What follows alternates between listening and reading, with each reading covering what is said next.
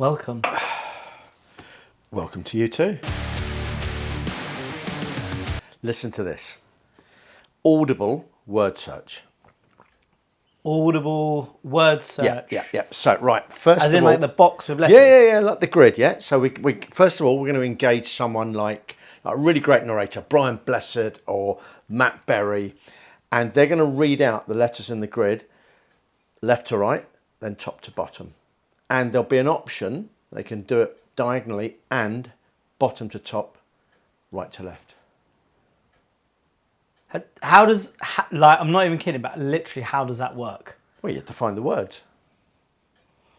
That is so unnecessarily complicated. No, it's not. Everyone does word searches. And hang on. Well, so you listen to it on the train? Yeah.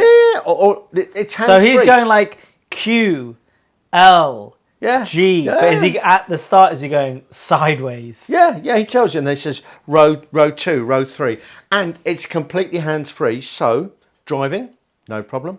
Operating heavy machinery, no problem. That's actually eliminated one of the questions on my list, which is, what is the stupidest idea you've ever had? Okay, I've got another idea. Right, check this one out. So, Audible crossword puzzle. Same thing, same narrator. They read out the questions. You have to solve the answers. That almost works better. But then it's kind of just a quiz. That would just be a quiz. Cryptic. And hands-free. Yeah. Yeah. I think you should do it. I'm going to be positive. Okay, so question number 1. From your book, actually, do you want to tell us a bit about your book, or do you want me to go straight into questions about your book? Well, it's a book. Yeah. It's got a cover, it's got pages, words. They're put together in sentences. They're in order, yes. What's one sentence in your book that changed the meaning for you after you finished writing it? Sorry, what's one sentence in your book that changed meaning for you after you'd finished writing it? That was the same questions before. I know, but I thought I read it wrong, but I didn't. Okay.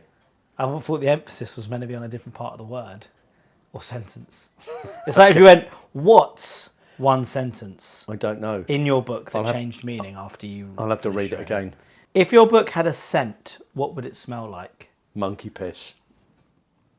And red wine. But not together. Different pages would emit a different odour. So that's interesting. Would each chapter have its own scent? Some pages would have jaguar piss. Wow. I mean, that is Mango exciting. juice. Mango juice. Everyone loves a bit of mango juice.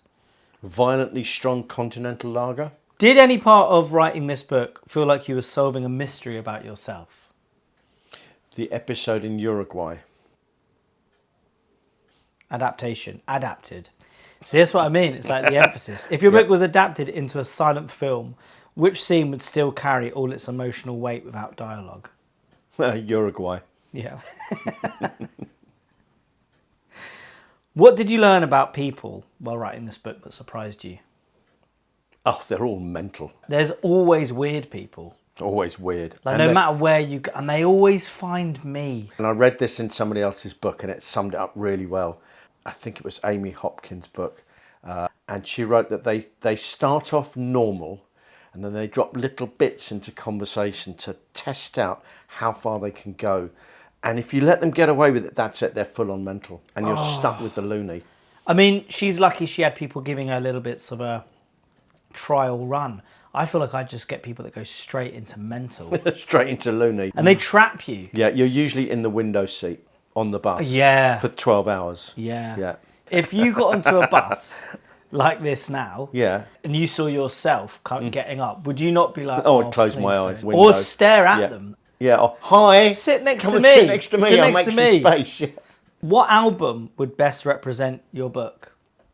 I think from when I was about 8 or 9 years old, my collection of English stamps. So that stamp album, I think that's the one. Wild. Who or what do you hope finds this book one day? Anybody stupid enough to buy it. We are sort of trying to also market it a bit like it's worth buying. It's a bloody good read. This book will change your life.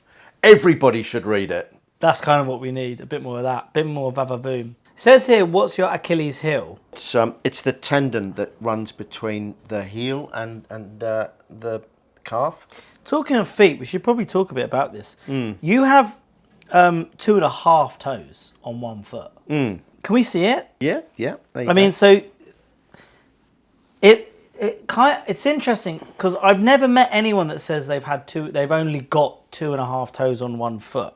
It's unique. You see, some people get tattoos, some have piercings, some get those funny little lumps everywhere. I had a couple of toes removed. It wasn't actually my intent to go out one day and spread them across the motorway. Yeah. You know, these things happen. What is the most obscure item in your toolbox? A crow's foot spanner that I cut and welded together about 45 years ago. Its only use is to loosen the distributor in order to adjust the timing on a Gutsi V-twin. I don't think I understood like 50% of that sentence. It's a spanner, but an odd one. Have you ever fixed something that broke again worse than before? Me? If you were a kitchen utensil, which one would you be and why? I'd probably be a whisk. Your hair looks a bit like well, it's been I was thinking more whisked. about the inside of my head, how it's all just a jumble of spaghetti and worms. Who's narrating your life if you were a film?